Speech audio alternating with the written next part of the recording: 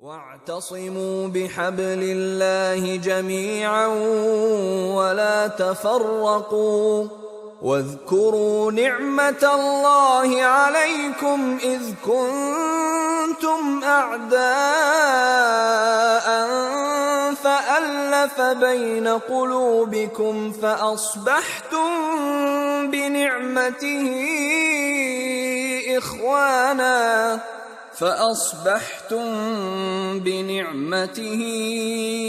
إخوانا وكنتم على شفا حفرة من النار فأنقذكم منها كذلك يبين الله لكم آياته لعلكم تهتدون۔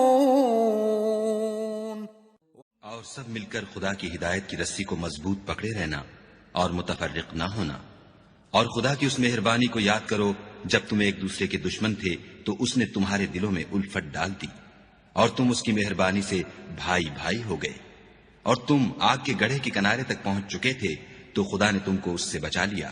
اس طرح خدا تم کو اپنی آیتیں کھول کھول کر سناتا ہے تاکہ تم ہدایت پاؤ۔ And hold firmly to the rope of Allah altogether, and do not become divided. And remember the favor of Allah upon you, when you were enemies and He brought your hearts together, and you became, by His favor, brothers. And you were on the edge of a pit of the fire, and He saved you from it. Thus does Allah make clear to you His verses, that you may be guided.